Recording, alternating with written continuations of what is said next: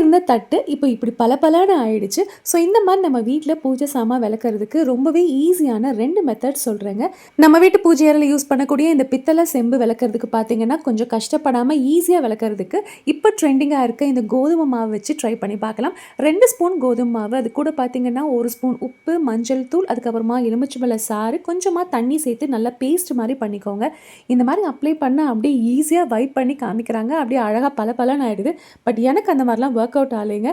So நானும் வந்து நிறைய ட்ரை பண்ணி பார்த்தேன். ஒன்றுமே ஒர்க் அவுட் ஆகலை. சரி, நம்ம மெத்தட்லேயே ட்ரை பண்ணுவோம் அப்படின்னு ஒரு பாத்திரத்தில் எல்லா பூஜை சாமானும் உள்ளே சேர்த்துக்கோங்க. அது கூட பார்த்தீங்கன்னா சுடு தண்ணி ஆட் பண்ணலாம். அப்படி இல்லைன்னா கொஞ்சம் நேரம் வந்து ஒரு 5 மினிட்ஸ் நீங்கள் கொதிக்க விடலாம். அது கூட புளி சேர்த்து ஒரு 4 to 5 ஹவர்ஸ் நல்லா ஊற வச்சுருங்க.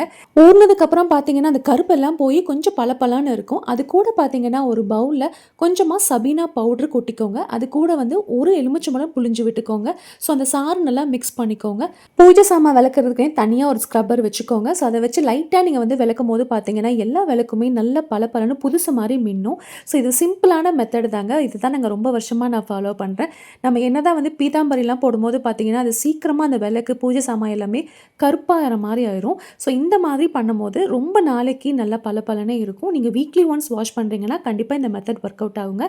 அதே மாதிரி நல்ல தண்ணியில் வாஷ் பண்ணுங்கள். உப்பு தண்ணியில் வாஷ் பண்ணும்போது பார்த்தீங்கன்னா அது சீக்கிரமாகவே கருப்பாக வந்துடும். இந்த விளக்கு பார்க்கும் போதே உங்களுக்கு நல்லா டிஃப்ரென்ஸ் தெரியும் இல்லையா? ஸோ புது விளக்கு மாதிரி நல்லா பளபளன்னு இருக்கும். ஸோ ரொம்ப நாளைக்கு இது வந்து உங்களுக்கு மெயின்டைன் ஆகணும் அப்படின்னா இதை நீங்கள் வாஷ் பண்ண உடனே பார்த்தீங்கன்னா ஒரு டவல் வச்சு நல்லா தொடச்சி எடுத்துருங்க. அதுக்கப்புறமா கொஞ்சம் ட்ரை பண்ண விட்டுருங்க.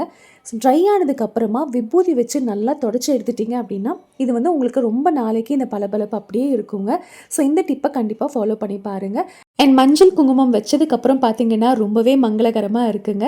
ஸோ இந்த மாதிரி குட்டி குட்டி டிப்ஸை ஃபாலோ பண்ணுறதுக்கு சேனலை சப்ஸ்கிரைப் பண்ண மறந்துடாதீங்க. இன்னும் நிறைய டிப்ஸோடு உங்களை சந்திக்கிறேன். தேங்க்ஸ் ஃபார் வாட்சிங்.